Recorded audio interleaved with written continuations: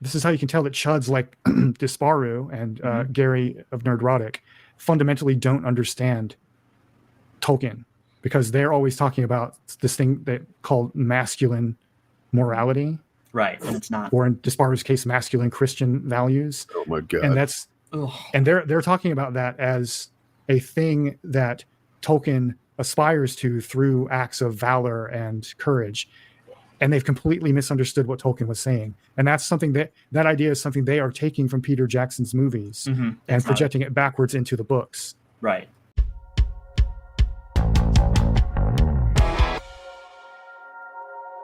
Everybody generally is aware of the Lord of the Rings trilogy. And then, begrudgingly aware of the Hobbit trilogy, I'm sure. Varying degrees, yeah. But there's a lot of prestige and respect that goes along with that first trilogy, I feel like. It's just generally massively beloved, right? I mean, it's award-winning. Like it was a box office success, a critical success. Yeah, Return of the King won 11 Academy Awards, including Best Picture. But I mean, aside from all that, like just for nerds, like it's a nerd-pleasing movie, right? Like it was for me as someone who read the books in high school. So coming after that's going to be, it's like Nirvana's follow-up album to Nevermind, Yeah. Well, maybe we should talk a little bit about how we got the Rings of Power in the first place. So you just touched on it in part of the article you were reading. Yeah. But I think just for background, a lot of people don't understand how this show came into existence. I certainly don't. And it started basically because Christopher Tolkien, the son of J.R.R. Tolkien, hates Peter Jackson's movies, or hated them. He's dead now, but he hated them with the fiery passion of 1,000 burning suns. And the Peter Jackson movies were made without the involvement of the Tolkien estate in any way, because the film rights to the story had been sold back in the 50s. And there was a script written by a guy named Zimmerman that J.R.R. Tolkien eviscerated, and one of his letters is all about that. And so a live action movie never got made, and the rights for the film adaptation passed through several hands over the next decades, and Peter Jackson got to do them in like 1999 and release them in the 21st century. And the Tolkien family had no involvement in that process at all. And I'm sure that's part of why they hate the movies. I think they're too hard on the movies personally, but I think that's part of it. But it's also part of it is that they felt that the philosophy behind the movies did not reflect the philosophy behind the books. So they sued Warner Brothers in 2017 for copyright infringement, because Warner Brothers started producing ancillary content like video games based on the movies that they had made. Right. And Christopher Tolkien used that as an opening. Right. And they didn't sue in 2017. They settled out of court in 2017. And part of that settlement was that the Tolkien estate gained or retained most of the adaptation rights for most platforms other than film. Warner Brothers retained the film rights to The Hobbit, The Lord of the Rings, and the appendices to Lord of the Rings. And the Tolkien estate kept everything else. So immediately upon that settlement being announced, Christopher Tolkien personally began the process of shopping around the TV rights, and the streaming rights to Lord of the Rings to all of the big streamers who were looking for the next Game of Thrones. And Amazon won with a pitch about doing a show in the second age of Middle-earth. Apparently the pitches from Netflix and HBO horrified the Tolkien estate. One of them was pitched as we'll make it like the MCU, and another one was like a bunch of young Gandalf and young Aragorn and young we kind of are getting a little bit of that, aren't we? A little bit, yeah. A little bit. So the Tolkien estate liked Amazon's pitch.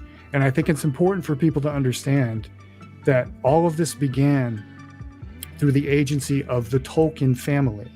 not through Jeff Bezos or anybody else thinking he was going to go out and pound on their door being like, give me some rights. Yeah. Give me them rights. I mean, he was, but he didn't start the process. And so Amazon won that bidding war. They paid $250 million for the adaptation rights. And the pitch that they made was for a show set during the Second Age of Middle-earth, which would be the story of how the Rings of Power were made and so on.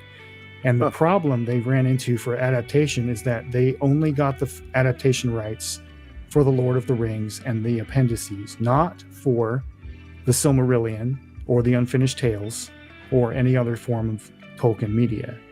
So they had to work within that arrangement, and the Tolkien family, or the Tolkien estate, which is a legal entity, retains veto power over, I think, every single creative decision on the show.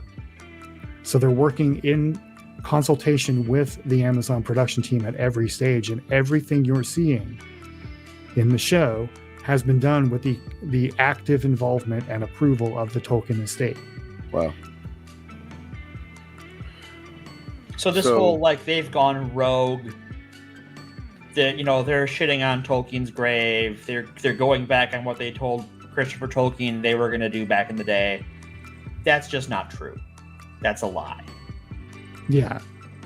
And to be fair, the surviving members of the Tolkien family are not J.R.R. Tolkien, so they're obviously going to have different opinions, and different interpretations of his work. So it actually is good already. They already got good. They did, yeah. That's the whole. Yeah, that's the thing. The show is good, and it has always been good. And I mean, obviously, that's a subjective statement.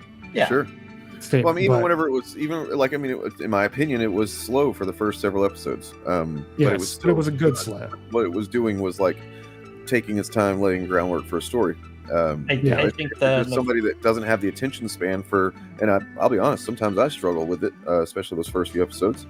But still, I recognize my own bias in that, and I'm gonna be like, yeah, it's not the show's fault that I fucking, have a fucking ADHD brain. But yeah, I think what they're trying to do there is evoke the feeling of reading the books, because the books are very slow. Yeah, they want you to linger on the description of a chair or a particular tree. That's what makes it feel so fucking lived in. Whenever that's why there was so much to work from that Peter Jackson worked from, as far as like set design and stuff like that. Yeah. Well, and I think that like you that's sort of the benefit of having a second season, is that like the beginning of Rings of Power is slow in the first season, and I think the Harfoot story takes forever to go anywhere.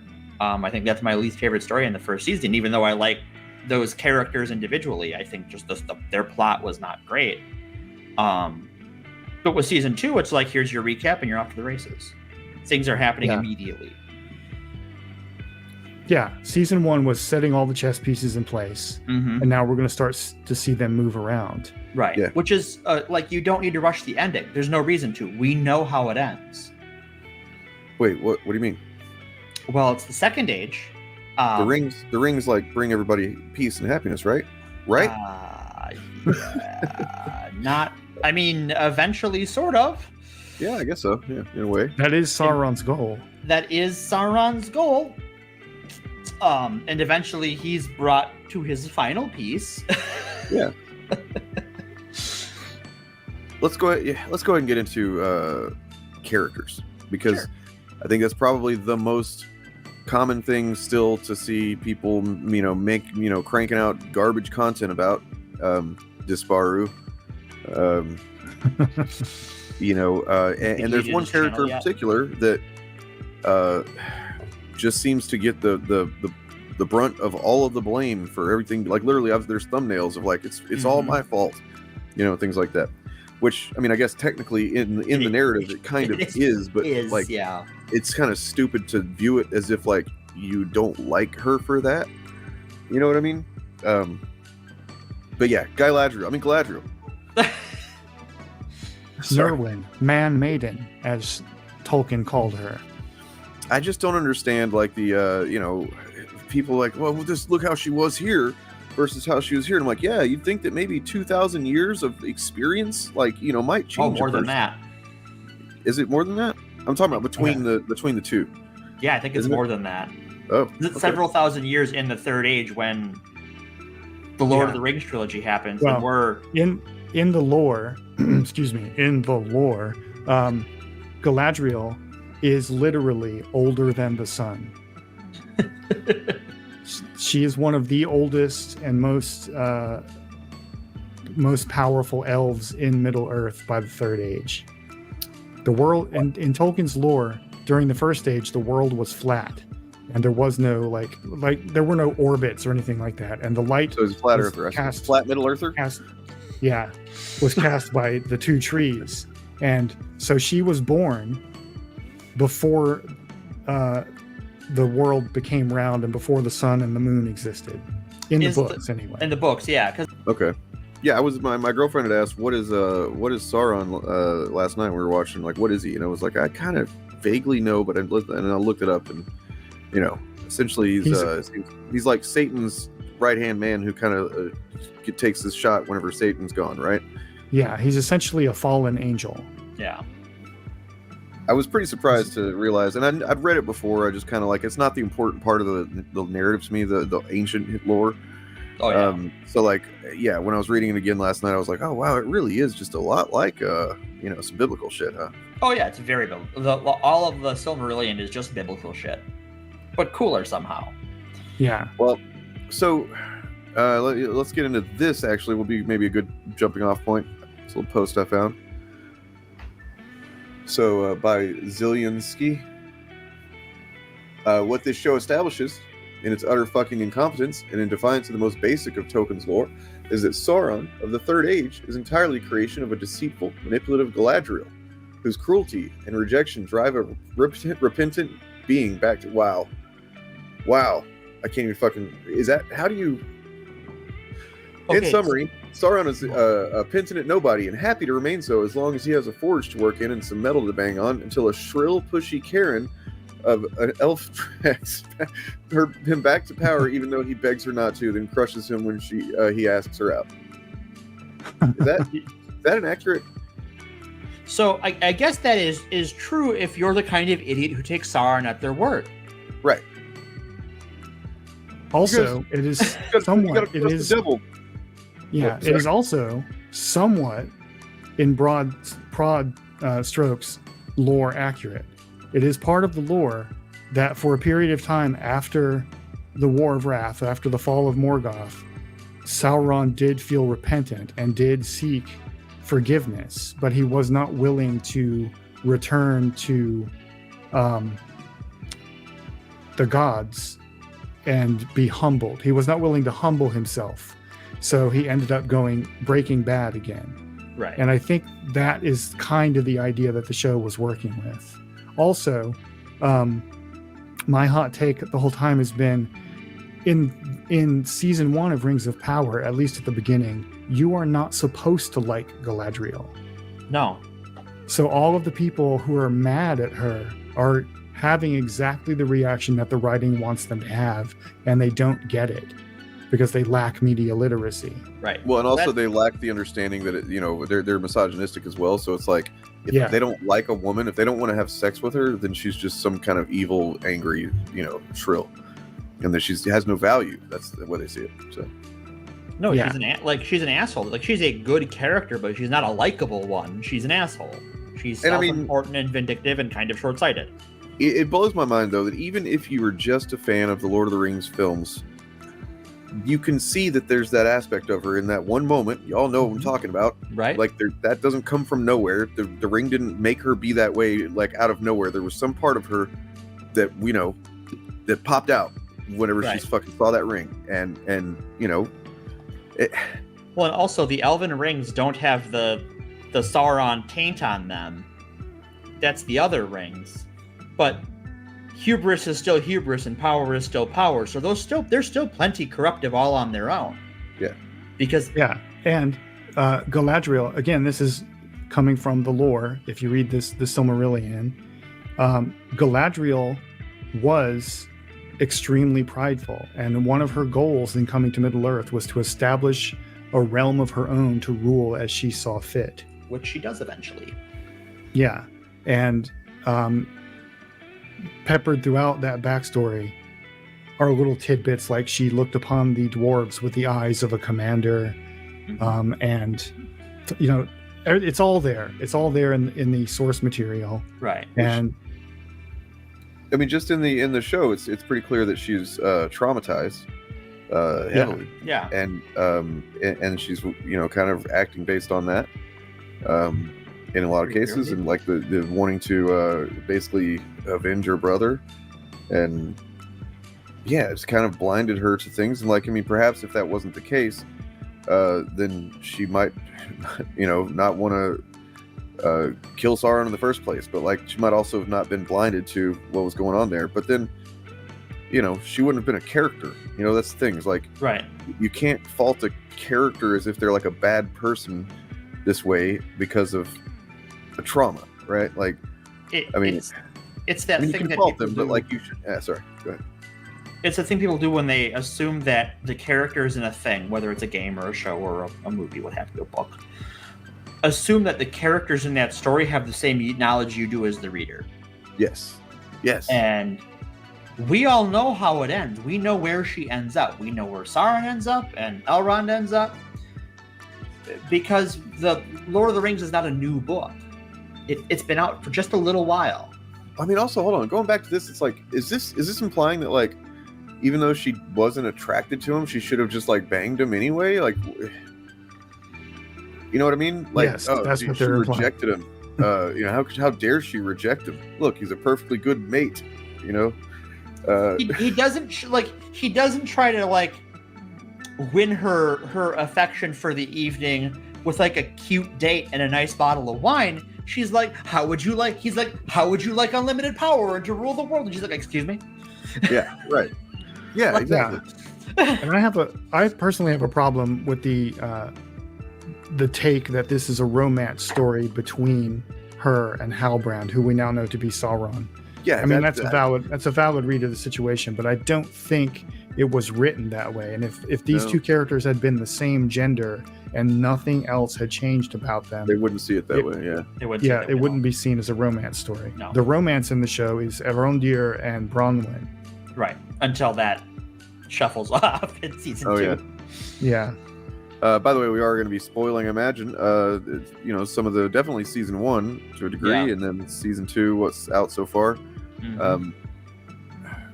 So here's the second part of this, and it's just a continuation of that. It's just this faulty logic at this foundation. So anything that's said based on that foundation is going to be stupid and wrong.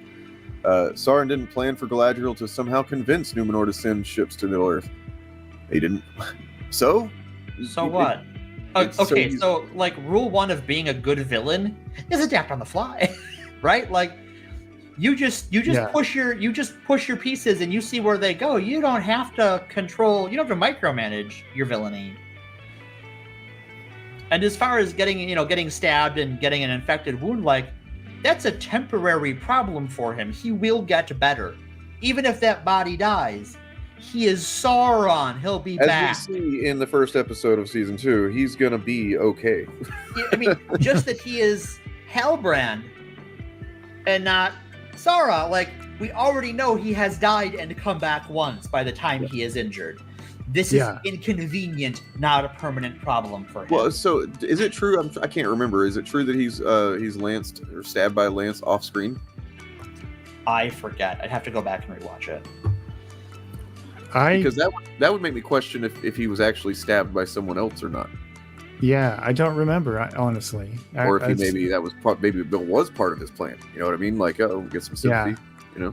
I think it's clear in the first season that he's putting his plan together as he goes, but he has a goal in mind. Right. And I think they're also playing. He would have kept it from her the entire time. He keeps his real identity from her the entire fucking time, and paints this whole narrative and stuff like that. So clearly, he's not just completely innocent throughout the season. No. Right. And once you know that he is Sauron, I mean, I think I figured it out pretty quickly, but some people apparently didn't. once you know that he is Sauron, if you go back and watch the first season and pay attention to everything that he does, it's incredibly subtle, but you can see the manipulation from the second that they meet. Right. Yeah. And I think with the opening sequence in season 2, episode 1, I read it as he is still toying with the idea of breaking good. And then he meets Galadriel and is like, all right, well, fuck it. Obviously, the fates have plans for me. Right. So I'm just going to lean into this. I'm just going to pull this thread and see where it goes. Yeah, because I think with episode 1 of season 2, I think it's pretty clear that he wants revenge on Adar. Yeah.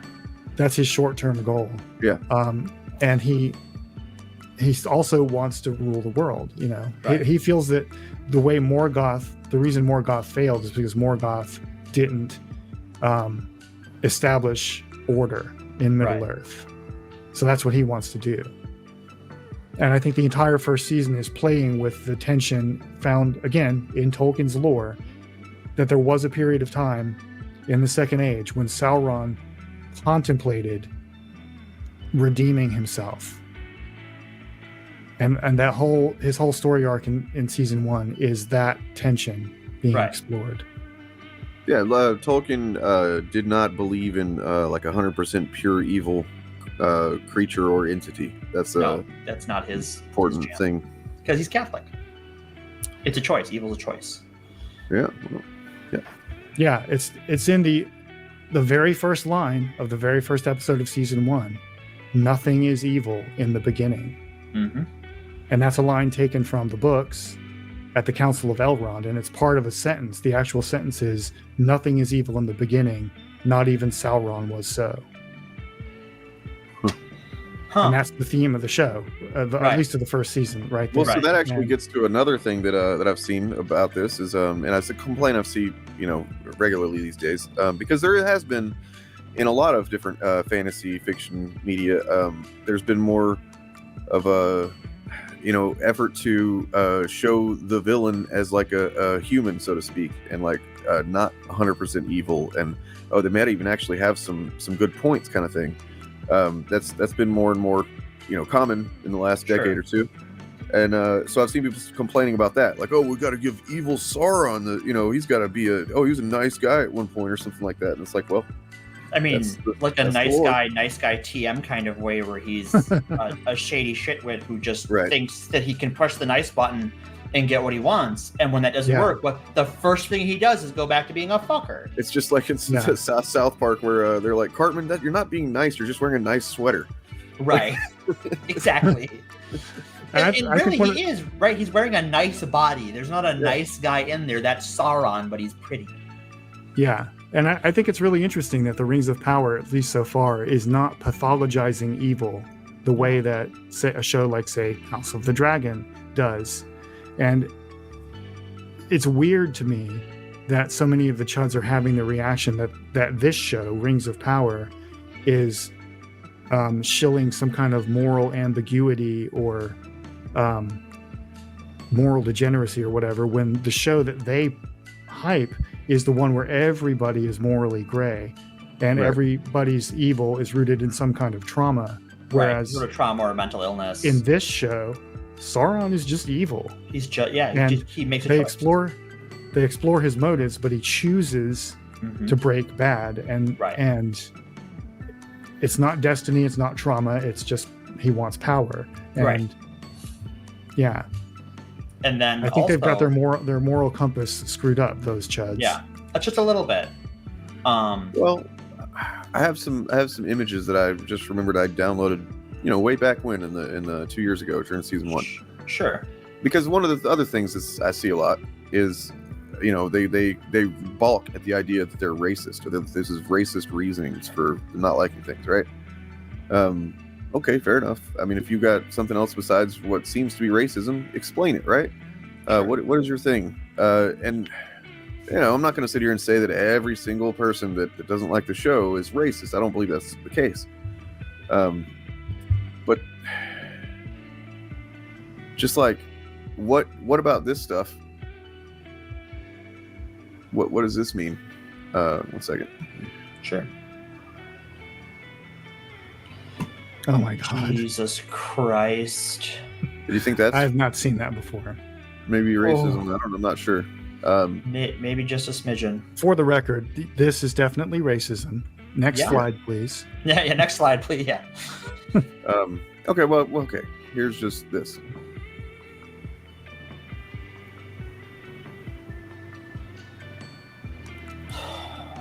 Wow. Also racist. Yeah. Yes. I'm glad I got the council to look over these and double my certainty here. Okay. Here is this is a Movie Bob responding to a tweet that says, "Africa does not exist in Middle Earth. Where exactly are all these black dwarves and elves coming from?"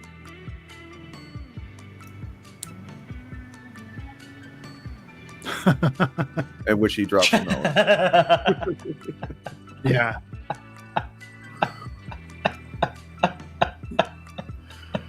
I mean, it's pretty epic right there. Yeah. Well, this is how you can tell they haven't read Tolkien. Not even a little. Because one of the conceits of the Lord of the Rings universe is that it is our real world in a distant time in the past that has been forgotten. Right. So the distribution of ethnicities in Tolkien's constructed reality is more or less the same as ours, in meaning that the farther east and the farther south you get from the Shire, which stands in for England, generally speaking, the darker skinned the people get. And it's just so frustrating to watch people talk about it this like he wrote some kind of white power screed or white utopia or something, when even his own descriptions of characters like Samwise Gamgee is described as browner than other hobbits, right? Because he's of or they don't say he's of Harfoot descent, but Tolkien said that the Harfoots, which are one of the 3 clans of hobbits, are darker complected than the other hobbits. So a lot of scholars and fans think Samwise was of Harfoot descent. Makes sense. And this stuff's all over Right. Lord of the Rings if you read it. Yeah. Actually, I think one thing that I like that they've done with the show is that the Númenóreans are Mediterranean looking. Like, I think that's perfect. I love the look of Númenor, how it's kind of like Neo-Byzantine and kind of suggestive of Alexandria and ancient Greece and Rome. I love the look of that in the show. It's great. Because Númenor is basically Tolkien's Atlantis. Right. And it hits all of those notes, and like, especially because we know how it ends. We know there's this sort of Atlantis or Byzantine quality to it, where like it's on borrowed time. All of this is going to go away. Yeah. So not to plug myself too much, but I do have a video on my channel specifically devoted to the depiction of race in the Rings of Power, and how it's at least so far it is completely consistent with the Tolkien's lore without changing the lore in any way. Well, and all people have to do is pay attention to the geography of Middle Earth and where things in the story are happening, and the descriptions that Tolkien gave of the people who live in those parts of the world. It's That's just all you like, have to to me, do. I'm sure there are ways to, I could look into it and go, that supports that. And I have no doubt that's right. It's just, to me, like, if I'm spending a bunch of time rejecting the very possibility, right? I just, I think it's kind of stupid. There's 2 ways to come at it. The first is through lore, which, we've talked about.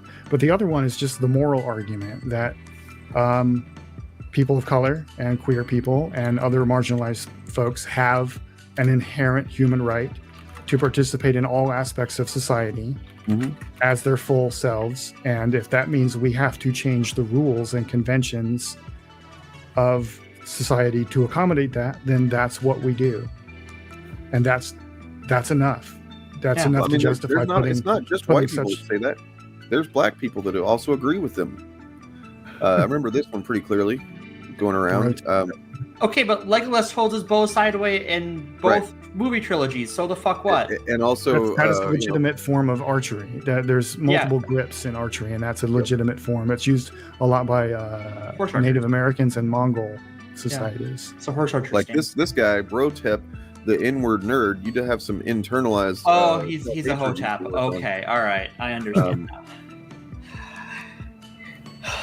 Arondir is one of my favorite characters on the show. Honestly. Oh yeah, great. I describe him in one of my videos as one of the elfiest elves who ever elfed. He is so very elf, but I think if I'm picking favorite elves, it's my boy Elrond. I love Elrond in this. I do too. I don't know. These types of bad writing complaints typically are just, I hate to say it, if they're not a dog whistle, they're a way for someone to hide them from themselves that they are being prejudiced, right? Yeah. Like if somebody wants to claim, if somebody's going to say something is bad writing, I need them to demonstrate that they understand how writing works. Yeah. With specifics, like I'll give you an example. I would just say, how well does the script integrate the revelation of character backstory with current plot points so that they reinforce one another? Well, so what For I was example, into was that the showrunners here in this article talk about some of the criticism that they got from season 1 that they are applying. So they said some people had nice things to say about the pilot and second episode, or they didn't have nice things to say, but I hope they stay for more episodes. Anyway, so criticism they can handle, and they've heard it all. Everything fans have debated, they say they likewise argued among the creative team. They readily admit, for instance, that some of the first season's episodes lack the urgency fans expect from Tolkien adaptations. One of the biggest... yeah, right. Like, the urgency in Tolkien is called the third act. Right. And it will not start until then. That's an interesting criticism, because that urgency that fans expect in Tolkien is a legacy of the movies. Not the books. Mm-hmm. Right. Well, I mean, but that's you know what, I will argue in favor of adaptations, you know, becoming the more popular. You know, may not like it as a lore purist or someone who got into the source material first, but you kind of have to accept that that's part of it. I've learned that as a comic book fan for sure. Sure, I adore those movies. I like those movies. I think my issue with that statement is they don't expect it from Tolkien, they expect it from Peter Jackson. Yeah. Okay. So one of this is actually a pretty good one. One of the big things we learned was even when it's a small scene, it always has to tie back into the larger stakes. And I feel like I can kind of think of a couple of scenes. You know, it's been a couple of years now, but yeah, a couple of scenes in that season 1 where it was like it didn't feel like it deflated the stakes of everything that was going on a little bit because it wasn't really focused on that kind of thing. You know what I mean? Yeah. I have criticism. I've built a whole channel around defending the show, but I do have criticisms. None of them were deal breakers for me. Right. And one of them is that a lot of the first season feels to me like an extended pitch deck aimed at the Tolkien estate to get them to agree to open up more bits of lore about the Second Age from sources outside the ones that the rights agreement allow them to have. And it appears to have worked, but that was what so much of the show felt like. I liked it. Yeah, I think that it was a very, very good pitch deck, but it was still felt like a pitch deck. McKay says there are things that didn't work as well in season 1 that might have worked in a smaller show. It has to be about good and evil and the fate of the world, or it doesn't have that epic feeling that you want when you're in Tolkien. Again, Tolkien even the Jackson movies, right? They start in the Shire. The stakes are, I don't know what's going on. Well, I mean, that's where it starts, but it doesn't ever go back to that. You know what I mean? Right, but you have to escalate. It escalates. The Fellowship of the Ring movie opens with the prologue about the end of the War of the Last Alliance against Sauron. About which, by the way, far from your mind, right? Like about which, by the way, several details of that depart from the lore in significant ways. Yep. But we won't get into that right now. Maybe later.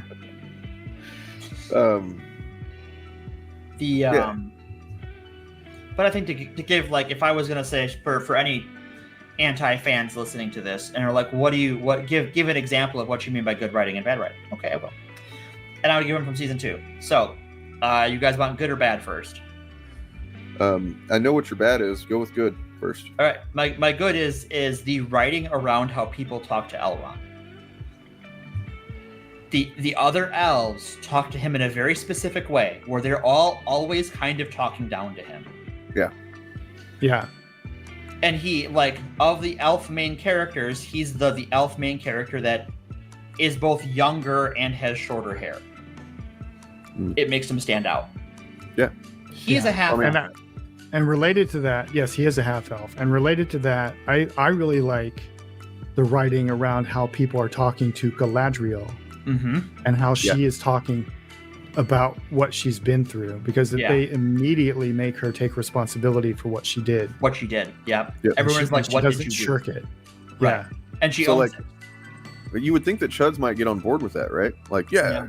You would think so, but and not so much. like a lot of it is driven home through cinematography too. Like I've noticed, I've watched like the 3 episodes 3 times now. Damn, son. There's a lot more shots of her from high angles, so it looks like we are looking down on her, and she has been diminished in our eyes, like way more than ever was done. And throughout the first season, she was usually shot from a low angle, so she looked bigger than life and like she was looming over us. Right. And they've completely reversed that cinematography, and they're really making her they're tearing her down, which is I guess what the Chuds would want. So I'm confused why they hate what's happening. And they do an interesting thing where they're tearing her down, but they have put her in this position of power with the ring. Yeah. And she's one of the 3 ring bearers, and it's like, cool, we have all this great power now, and it's all wonderful and pretty, but she's also the one, like, who is, we're seeing from her point of view that, like, oh no, something isn't right. Something, this is not going according to plan. Yeah, and this is a change from the lore that I think actually works for dramatic tension in the show. Like in the lore, the elves knew that Sauron had no involvement in the creation of the 3 elven rings of power. Right. They all knew it. It was never in doubt, and they just went with it. And it didn't become a problem until the one ring was created, and so forth. Whereas now it's unclear to the elves in the show, especially to Elrond, whether Sauron's influence is on the rings or not. So it's completely understandable. Knows. Yeah, it's completely understandable why Elrond is just not having this. No, Elrond is the one person who's like, hey, this is crazy, right? You're all insane. Yeah. You have all lost your goddamned mind. Well, and I like that. I like how he... But even in the last, this is going to be a spoiler for you, Dane. In the last episode, Gil-galad is starting to come around to Elrond's way of thinking that, like, something is wrong here, and I'm going to put you in charge of figuring out what's going on. Yeah. And I like that, like, it's sort of, and I think this sort of sets up, like, when Galadriel eventually ends up in her own place, and, like, we don't really see her interact with the elves in Rivendell. She's off in her own little land, and that's all well and good, but, like, very clearly she's sort of on her way out again, and Elrond's kind of ascendant. Now my bad writing is the show does one of the things I hate. It says the title of the thing in the show. It refers to someone as the Lord of the Rings, and I cringed so hard I got a cramp in my leg. I'm just like, ugh. Well, it does that. It does that, and then somebody says the Rings of Power too. Yeah, I'm just like, well, that's what they were. They were called the Rings of Power, right? I know, just in universe. It's funny to hear him say, but after hearing him say Lord of the Rings, and it's like, especially the context of when he's saying it, which is that he's literally presenting himself like an angel from fucking heaven, right? And he's, it's just a lot of emphasis, focus placed on that moment. Yeah. I had 2 reactions to that. I had Morgan's reaction, but at the same time, I had the reaction like, yeah, that fits. It does. It's narratively justified cringe because that's a good way of putting it. Because Anatar calling Celebrimbor the Lord of the Rings, telling him that he will be the Lord of the Rings, drives right to the heart of what Celebrimbor wants more than anything. So it wasn't random cringe that was just put there because the writers are incompetent. They knew what they were doing. Mm-hmm. Yeah. And the Jesus imagery was chef's kiss, in my opinion, because that's like chuds all over the internet throwing around the quote from they spent like the first season throwing around the quote from Tolkien how Lord of the Rings is fundamentally a Catholic work. Sure. And then in season 2, they're like, hold my beer, bro.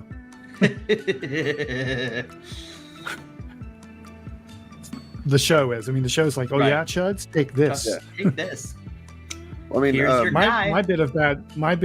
the bit of writing I'm not happy with this season, and this again will be a spoiler, is the fridging of Bronwyn. Yep. In episode 3. That is complete. I'm so tired of that trope being used to motivate male characters. Is that the only reason? Which there wasn't anything like she didn't leave the show or something? Like, she did. The actress left the show, but they could have recast her. There's no narrative reason they had to kill the character off. Yeah, like Adar was recast. Let alone kill her off screen. Yeah, they recast a few people, and that's true. So like they definitely fridged her then because they recast Adar because he has a purpose to serve, but so did she, I presume, and this is the purpose they chose for her to serve instead. And it sucks. Yeah, it has turned one of the most interesting character dynamics into the worst. Now I'm willing to let it slide for now because I trust that I like everything else about the writing of the show overall. So I trust that they're going to do something interesting and watchable with it. But the fact that they did that at all really does not sit well with me because I personally feel that in a show like this, a long form epic TV show, there needs to be at least one romance storyline. Yeah. Because you want to bring in as many people as possible. And I thought they had a good foundation for a romance story. They had a really good chemistry for especially from this two worlds thing where they it took them a long time to bridge that gap in very specific ways. And there were some cultural differences and they could have done a lot of callbacks to Beren and Luthien from the Silmarillion or the story of Arwen and Aragorn. They could have done a lot of callbacks and Easter eggs with that would have engaged a lot of fans. So I don't understand why. I would not have killed that character off. I don't get why they did that. If the actress wasn't happy and had to move on, that's fine. It was the same way with the actor for Adar. But this, I don't get why they did this. And so when that moment happened, I was actually mad at the show. It also undoes the character development of her brother. Just completely undoes it. You mean her son? That's her son? I thought it was her brother. That's her son. Theo? That's her son. Theo's his... Oh, wow. I thought that was her younger brother. That's her son. No, that's her son. Okay. I sit corrected. It's been a long time since I watched season 1, and she's dead now. So it doesn't really it doesn't really fill you back in their relationship all that well. So it's oh, okay. Yeah. Yeah. And they had set her up for some interesting stuff because she was became the reluctant leader. Yep. They could have had a whole resistance storyline against Adar and the orcs. Yep. With her in charge, but I don't understand why they made the choice they did, but perhaps future episodes will enlighten us over that. I'm guessing now Isildur is going to fill that role. It looks that way, yeah. It looks like he is going to both lead the men who have not sided with Adar and also convince some of them to go back on their oaths to Adar. Yeah. That was going to be part of Isildur's role eventually anyways, until a very mistaken jewelry showing he puts on. I do want to, speaking of Isildur, I do want to put a pin in this because I think it's very important for the development of the legacy of the Lord of the Rings and Tolkien going forward. The show has confirmed that Isildur and all of his heirs are horse girls. Yes, they are. They are all horse girls, every single one of them. And Beric, his dad is a horse girl too. Yes, his dad is a horse girl, and Beric is the new hero of the show.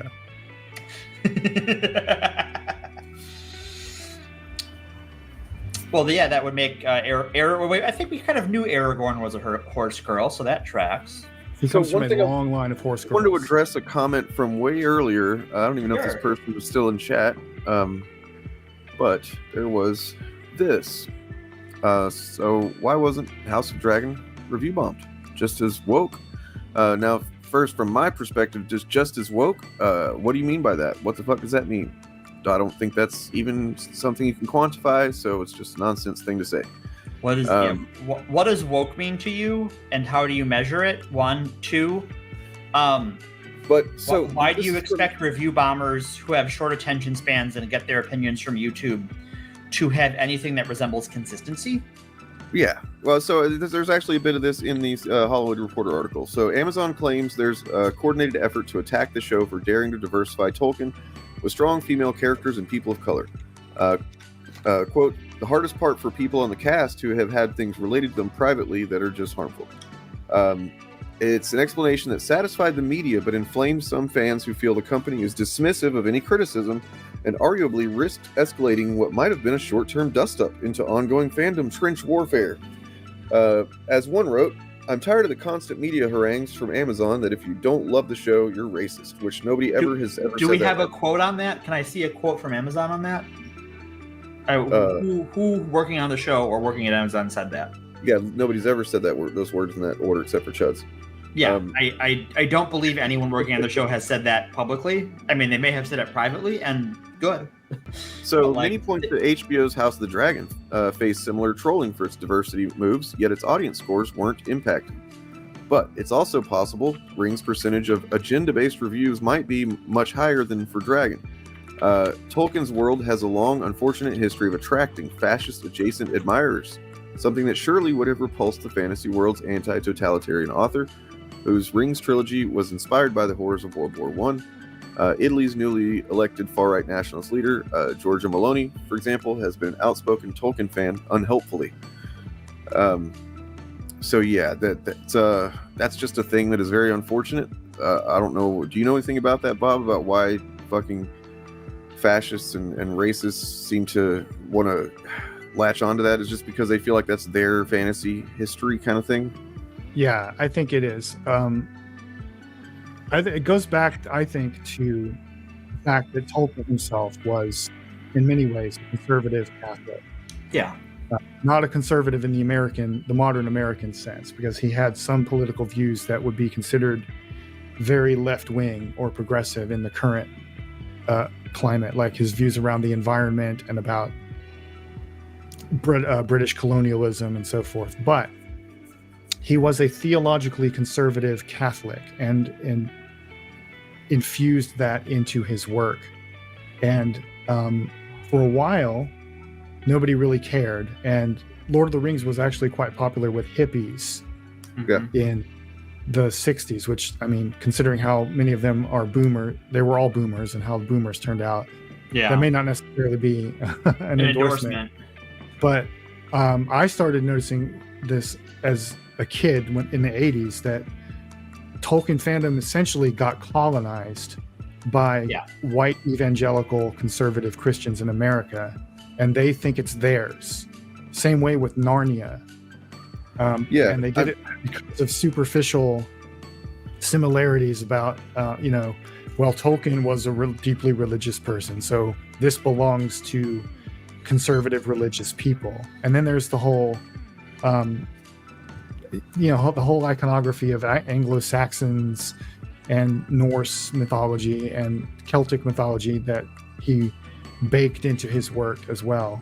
That kind of attracts a lot of back to the land fascist types often. I just want to say, I don't know, you must be new to this channel, because for you to sit here and suggest that these people don't exist is absolutely fucking gutter-brained, and you don't know what you're talking about. And I'm gonna assume the best. I'm gonna assume the best in good faith, and give you benefit of the doubt that you just are extremely ignorant about this area of fandom, or this element of fandoms, of all fandoms, and not just assume that which is possible. This is also possible that you know exactly what the fuck you're saying is bullshit. We don't pretend that they're in. Oh, go ahead. I will point out that, again, I've made a video about this, that the diversity we are seeing in the Rings of Power is 100% consistent with Tolkien's lore without changing a single word. And the diversity we see in House of the Dragon was shoehorned in by the show. Right. And by things are different than other things. I guess you missed the first part of the before the stream. I'm just gonna rewind to the still shot of my graphic, so I don't have to hunt for my graphic. But you guys know what I'm talking about, right? Okay, so to teach class on, while you're doing that, I want to teach class quick, if Okay. you all don't mind. No, please. So, with how these review bomb woke, anti woke media spheres work, they have the attention span of a newt. They can focus on one thing at a time. And when Rings of Power came out, it came out at the same time as House of the Dragon. And initially, a lot of these channels did put content out that was critical of House of the Dragon, and then they fucking rolled it back and changed titles and shit to cover up the fact that their narrative was changing. So we're not pretending they ignored it because it was inconvenient. We have evidence that they changed their opinion because one narrative was better for their numbers than the other. Because they're not fans, they're business people. This is a business to them. They don't care about Lord of the Rings. They don't care about House of the Dragon or Star Wars or Marvel or DC or what the fuck ever. They care about the money. And making content about how bad Rings of Power was getting more clicks. And that's what they went with. And they turned it into this House of the Dragon versus Rings of Power narrative. Which they're not doing now for some weird reason. Like, those two shows aren't on at the same time, and they didn't know what to do with House of the Dragon Season 2 because they said nice things about the first season because it was convenient at the time. They're not consistent people. We're not pretending they're inconsistent. They are inconsistent. All of the time. When the casting for House of the Dragon was first revealed, they went ballistic over the fact that there were going to be black characters on the show. And then Rings of Power started, and suddenly they changed their tune. And I think, wasn't it Critical Drinker who changed one of his video titles? Yep. Yeah, I'm about to bring all those up right now, actually. Okay. And I don't think they're actually watching the shows. Their turnaround on how they put out content, I think they're reading YouTube synopses. I don't think they're watching the show. Their opinion is entirely based on what they believe is profitable to them. And if they see the numbers dip or their usual commenters turn against them, they adjust their opinion accordingly because that's how they make their money. So here we've got a little helpful graphic that I made back when called How the Fandom Menace Manufactures Conflict and Drama for Clickbait. Lord of the Rings, Rings of Power versus Game of Thrones, House of the Dragon. So the deceptive tactic they did was that before Rings of Power premiered, as you see here, this is what you say didn't exist. There it is. It's right there. All these guys. It's woke. Titles like House of the Dragon's a woke disaster, or House of the Dragon showrunner race swapped characters to not see a bunch of white people. House of the Dragon hates men in the thumbnail. Wow, Game of Thrones prequel is going to tackle misogyny. How woke of them. And then, of course, the quartering, woke trash incoming.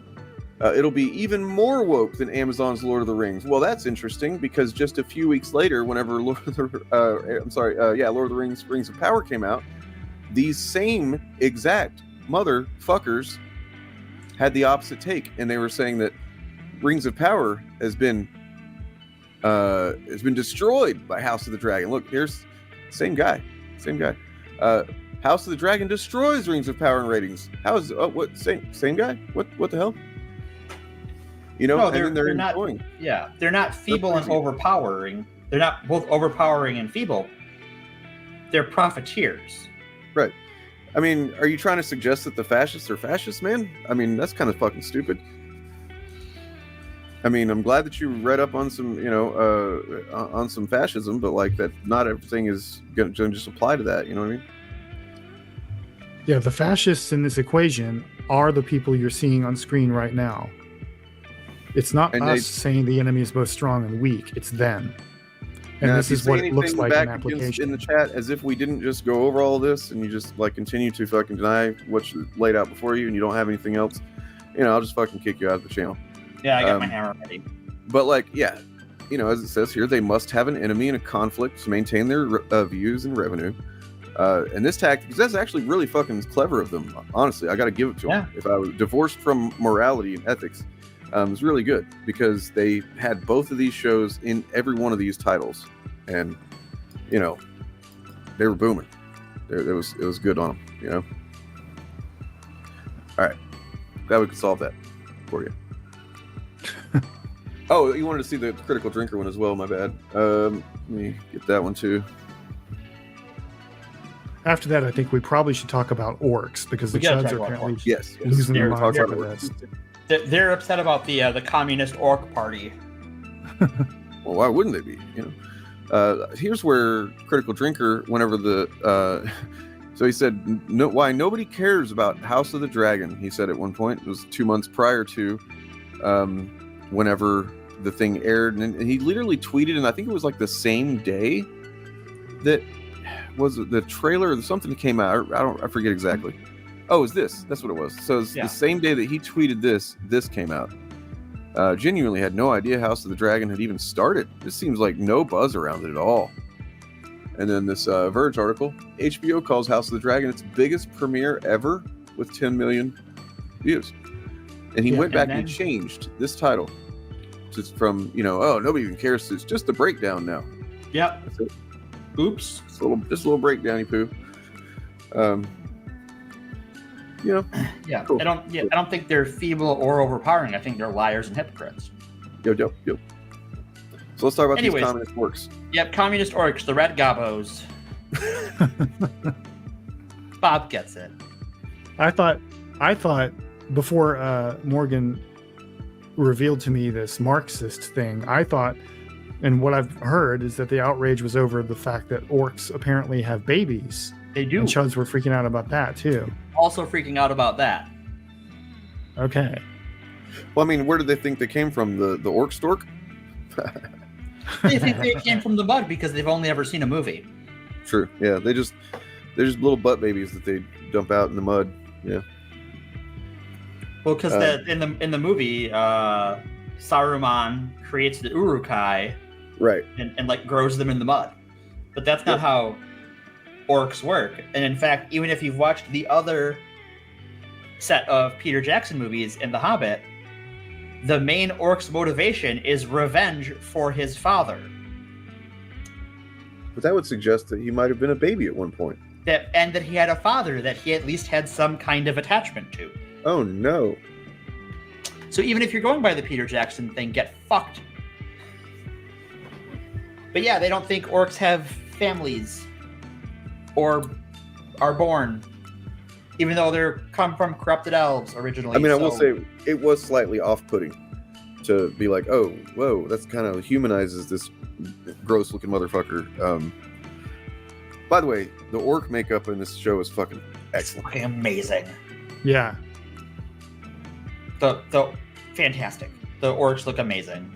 It is lore accurate, by the way, that orcs fuck. Yeah. Oh god.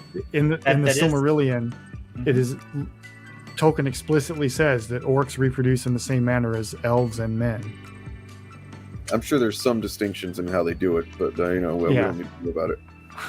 There's some like minor, intricacies, but like the general process is still right. Yes, allowing for. I doubt they have a very robust culture of consent. Maybe that's the maybe one not. thing. Like, because the orcs are about like violence to other people as much as anything else. So like maybe like with each other they're just fine. Like that's just maybe. I don't know. We haven't seen that. I don't know. The Peter Jackson movies showed several times where they're just getting fights with each other for no fucking reason. So yeah, but people love their spouse and get in bar fights, right? Like they're just soccer hooligans then. Yeah, I think what Chuds are probably freaking out over, and this probably ties back into the Marxism thing too, because Chuds don't understand Marxism either. No. Is that the orcs are being shown somewhat sympathetically. Yeah. Or maybe empathetically is a better word. Yeah. That that they're being shown as having motivations that are rooted in being oppressed and so forth, or at least feeling like they're being oppressed. And I guess that's bad, or that's Marxist somehow, despite the fact that that also comes directly from Tolkien. Mm-hmm. Yeah, I mean, because Chuds in general, that's just the common theme with all of the stuff that they say is they don't want people to have empathy for perspectives that aren't their own. Well, once you get people start having empathy and sympathy even for various perspectives, it's all fucking, it's all downhill for the right wingers. Yeah, they don't understand that you can have empathy and even sympathy for someone and still think they are wrong and need to be opposed. Yep. Right, like and this is a consistent theme in Tolkien. Like, it's worth noting here that the reason Christopher Tolkien hated Peter Jackson's movies is because he felt they stripped out all of the moral philosophy and turned it into action movies for teenagers, which is kind of what paraphrase. And one of the ways the movies do that is by presenting warfare and combat as kind of a crucible for masculine apotheosis, right? Where men find their true purpose and become hero, and it's like very heroic and glorious. And then every once in a while a woman can, as long as she has her big moment where she goes, I am no man. Yeah. Whereas in the books that Tolkien wrote, war is not that at all. Fucking worst. War is tempts us towards evil. Yes, it's hell. And it tempts us towards evil even when it's necessary. And it's never something that should be sought or celebrated. And he always goes out of his way to talk about how the cause of good is best advanced through acts of pity and mercy. Well, it's. Go ahead. I'm sorry. I'll let you finish. There's almost none of that in the Peter Jackson movies. No. They take out the biggest, for me, like the Peter Jackson movies, like sort of the biggest war is hell moments, and that is the Scouring of the Shire and how Frodo's story ends. Yeah. Yeah. Frodo is fucked up forever. Yeah, and this is how you can tell that. Never gets better. This is how you can tell that chuds like Disparu and Gary of Nerdrotic fundamentally don't understand Tolkien, because they're always talking about this thing they call masculine morality. Right, and it's not. Or in Disparu's case, masculine Christian values. Oh my god. And that's and they're talking about that as a thing that Tolkien aspires to through acts of valor and courage, and they've completely misunderstood what Tolkien was saying. And that's something that idea is something they are taking from Peter Jackson's movies and projecting it backwards into the books. Right. Now, that's not to say which Peter Jackson's right or wrong, or Tolkien's right or wrong, but it's important to understand that there is a fundamental different philosophical outlook between the books and the movies, and chuds mix them up all the time. Yeah. And that's why having sympathy for orcs or portraying orcs empathetically is completely in line with Tolkien's intent as a writer, because that's something he struggled with in his, if you read his notes and his letters, he was very unsettled by the way he portrayed orcs in The Lord of the Rings. So is somebody actually calling it Marxism or communism or what? I sent you a picture in the chat that someone was calling the messaging of the show Marxist. Okay. So that actually reminds me of the discussion I got into with Bob, the other Bob. Still need to do Battle of Bob, by the way. Yeah, the Nemesis Bob. We have to have the Bob fight. With Adam and Sitch almost 2 years ago or some shit now. Jesus Christ. Where they were saying, and it kind of makes sense. I mean, it doesn't make sense. It's stupid. But like, I get now with another example in mind what Sitch was trying to say, talking about She-Hulk, and that just Jen Walters telling Bruce, this is what it's like to be a woman. It's different than what it's like to be a man, kind of thing. Saying that kind of sentiment was somehow related to Marxism, which I was just like, what the fuck are you talking about, man? And it's the same thing. right? It's just, you know, different kind of person, right? Different struggles, but like essentially saying the assumed straight cis white hetero male perspective that is, you know, the norm, so to speak. Anytime you kind of veer off of that and you suggest to anybody, hey, actually there's other perspectives too you should consider, it's like, whoa, that's Marxism, because that means you're actually like caring about other people. Right. They have denigrated themselves so much that now basic things like empathy are Marxist. Mm-hmm. And certainly, like, not even to the point where you can empathize with someone and still oppose them or still think that they're wrong. Like, I think this show does a really good job of, like, Adar was right to kill Sauron. Adar was right that Sauron was going to lead his people to their deaths. But he has then gone on to do terrible things anyways. Like, it's just, instead of having that thought that he lacks some empathy, like, he empathizes with his people, but then he goes to try and colonize the Southlands successfully, because he's just perpetuating the cycle of violence instead of going like, well, what if we just did something else now? Like, we don't have to do that. Yeah. So Blood Video Company in the chat said Aragorn is worth the crown only after he heals the weak, not because he fights. And that's exactly right. Yep. That is in the books. That was the point. Mm-hmm. Whereas in the movies, that we don't see that shown at all. He's the great warrior and he wins. And that's why he gets to be king. We do see it a little bit in Fellowship, because that's sort of the tension between him and Boromir, is Boromir wants to be the warrior king, right? Gondor needs no king, it needs warriors. We need to use the weapon of the enemy. And Aragorn is, no, we have to work together. We have to help each other. We have to lift each other up to overcome this. And then once Boromir dies, that tension goes away and it's never reintroduced. And we're in the whole book, it carries throughout even after he is dead. Yeah. So were they saying that the show is promoting Marxism because the orcs rebelled against Sauron? Yes, that's really dumb. That is really dumb. Yeah, the show is trying to push the message. Literally in the opening scene of episode 1, the orcs are an oppressed class as Adar murders Sauron to set them free.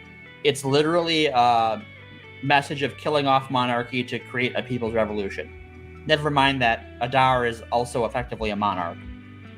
More of a religious leader, but still a single ruling figure. He doesn't just add democracy. It doesn't become an orc Soviet in the mountain there. Like, it's I'm going to pull up a Tolkien quote here about orcs and being oppressed. Let's see if I can find it. So I think it's quite relevant. Sure. Anyway, here I have the quote if you guys want to hear it. So this is from an essay Tolkien wrote called Morgoth's Ring, and it's describing the condition of the orcs. Quote, but even before his wicked... let me start over. Quote, before even this wickedness of Morgoth was suspected, the wise in the elder days taught always that the orcs were not made by Melkor, and therefore were not in their origin evil. They might have become irredeemable, at least by elves and men, but they remained within the law. That is, that though of necessity, being the fingers of the hand of Morgoth, they must be fought with the utmost severity, they must not be dealt with in their own terms of cruelty and treachery. Captives must not be tormented, not even to discover information for the defense of the homes of elves and men. If any orcs surrendered or asked for mercy, they must be granted it even at a cost. This was the teaching of the wise, though in the horror of the war, it was not always heeded. It is true, of course, that Morgoth held the orcs in dire thraldom, which is to say, oppression, for in their corruption they had lost almost all possibility of resisting the domination of his will. So great indeed did its pressure upon them become ere Angband fell, that if he turned his thought towards them, they were conscious of his eye wherever they might be. Unquote. That's a way So- more nuance about orcs than I would have really expected, I guess. Yeah. Yeah. So just remember that quote, put it in your pocket, and go watch Rings of Power and tell me how the depiction of orcs in Rings of Power is in any way inconsistent with that. It's hyper consistent with it.